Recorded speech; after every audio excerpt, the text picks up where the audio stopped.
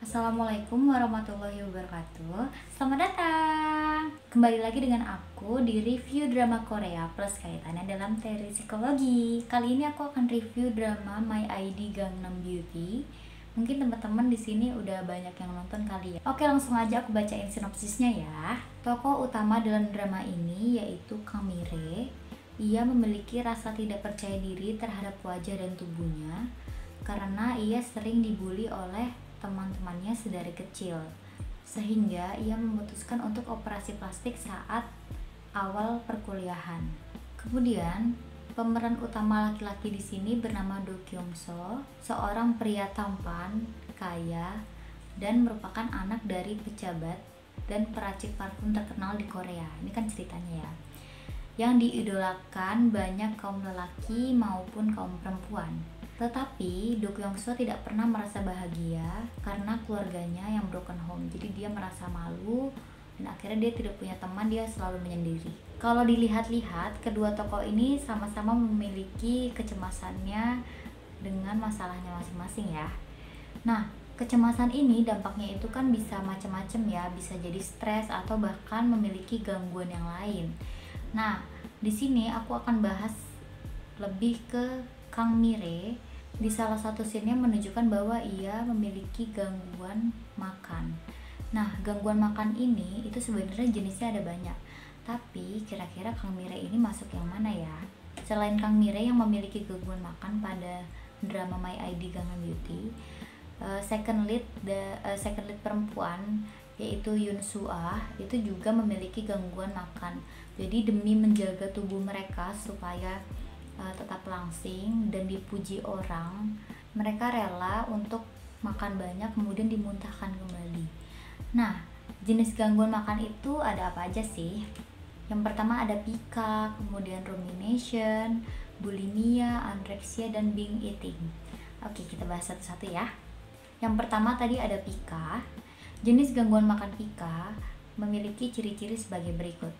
Secara terus-menerus makan bahan yang tak bergizi atau bukan makanan selama setidaknya 1 bulan. Dan perilaku makan tidak sesuai dengan tahapan perkembangannya. Jadi di sini orang yang mengalami gangguan makan pika itu biasanya makannya kertas atau bahkan dosen aku pernah cerita waktu pelajaran psikologi abnormal, kliennya itu makan dinding, jadi serpihan dinding itu dimakan dan orang tuanya bingung kan harus seperti apa. Nah, kira-kira orang yang mengalami gangguan makan pika itu seperti itu, tapi ini biasa dialami oleh anak-anak sih, orang dewasa jarang. Ya elah, itu mah namanya debus dong.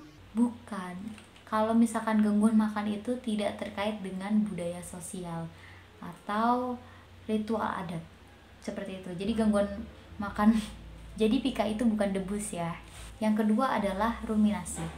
Gangguan makan ini biasanya memiliki ciri perilaku berulang dalam regurgitasi dari makanan selama setidaknya 1 bulan. Bentuknya bisa berupa kembali mengunyah, kembali menelan, atau kembali meludahkan. Jadi maksudnya di sini tuh ketika makan dia kan dikunyah, terus ditelan, terus dimutahkan kembali, kemudian ditelan lagi. Nah, perilaku tersebut tidak terkait dengan gangguan pencernaan dan tidak terjadi saat periode gangguan makan lain. Jadi ini bukan orang yang memiliki penyakit mah gitu ya maksudnya. Jadi ketika dia makan kayak gitu polanya. Nah, selanjutnya ada anoreksia. Mungkin teman-teman di sini ada yang sudah familiar dengan istilah gangguan makan anoreksia. Anoreksia ini pertama kali muncul itu biasanya pada awal remaja. Karena kan remaja itu sangat sensitif ya untuk membahas tentang tubuhnya mereka gitu. Jadi biasanya muncul pada anak-anak remaja yang baru awal-awal gitu, 12 tahun, 13 tahun gitu, yang sudah mulai memperhatikan tubuhnya yang harus seperti apa, bentuknya kayak gitu. Faktanya dari anoreksia adalah 10 kali lebih sering menimpa wanita daripada pria. Nah, penderita anoreksia sering didiagnosa juga mengalami depresi, OCD, fobia, panic disorder, dan alkoholisme. Nah, kriteria dari orang yang mengalami gangguan anoreksia ini seperti apa sih? Yang pertama, memiliki ketakutan yang intens atau yang sering ya akan penambahan berat badan. Meski mereka sudah kehilangan banyak berat badan, namun ketakutan ini tidak pernah hilang. Jadi kalau misalkan dia ngaca walaupun dia udah kurus, tapi dia bilang dirinya itu gendut. Pada wanita, proses pengurusan badan yang berlebihan biasanya dapat menyebabkan amenorrhea, yaitu kekacauan periode menstruasi atau tidak mengalami menstruasi sama sekali. Jadi memang dampaknya kemana-mana ya, selain psikis dan fisik.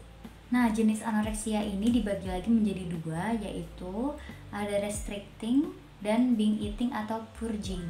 Nah, kalau restricting ini, turunnya berat badan dilakukan dengan cara membatasi asupan makanan secara ekstrim. Jadi dia kayak nggak makan sama sekali sampai tubuhnya benar-benar kurus. Turunnya berat badan dikarenakan diet, berpuasa, dan latihan fisik yang berlebihan. Nah, kalau misalkan orang yang mengalami gangguan anoreksia restricting itu seperti itu cara penurunan berat badannya. Yang kedua, binge eating atau purging. Jadi selama 3 bulan terakhir menunjukkan episode berulang makan banyak dan memaksa mengeluarkan makanan dengan cara dimuntahkan atau menggunakan obat pencahar secara berlebihan pastinya. Nah, yang keempat ada bulimia.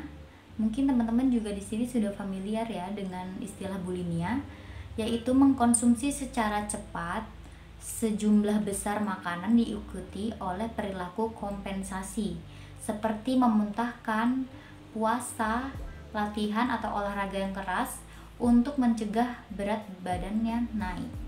Nah, jadi di sini udah jumlahnya besar, dia makannya cepat, kemudian diikuti dengan perilaku memuntahkan makanannya kembali kayak gitu, atau tadi ya dengan latihan yang keras, puasa seperti itu untuk mencegah berat badannya naik setelah makan.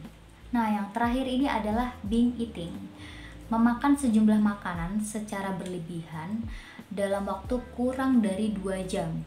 Makannya bisa sembunyi-sembunyi soalnya malu ya kalau misalkan kelihatan orang dengan porsinya yang banyak itu, dan dia kadang makan banyak tapi sebenarnya nggak lapar. Terus setelah dia melakukan hal tersebut, dia akan merasa jijik dengan perilakunya sendiri. Kemudian efeknya bisa depresi dan merasa bersalah. Kemudian perilaku binge eating ini terjadi rata-rata seminggu sekali dalam kurun waktu 3 bulan. Sering terjadi pada wanita dan efeknya itu juga mengganggu psikis dan fisik ya, seperti yaitu depresi, rendah diri, dan juga menjadi penyalahgunaan obat. Nah, kira-kira apa aja sih faktor dari gangguan makan yang sering dialami ini? Nah, kira-kira apa aja sih faktor dari gangguan makan? Ternyata tidak hanya dari sisi sosial, tetapi juga bisa dari genetik. Nah, kalau misalkan gangguannya secara genetik, itu terjadi pada otak bagian hipotalamus. Kalau misalkan dari sosial kultural, di sini biasanya ada image ideal female body, ya nggak sih? Dan media massa juga membentuk body image. Kalau misalkan perempuan itu harus yang bagaimana, mungkinkah badannya atau kulitnya, rambutnya, semuanya kayak gitu. Itu berdasarkan dari faktor sosial kultural. Dan ada juga nih karena faktor kepribadian.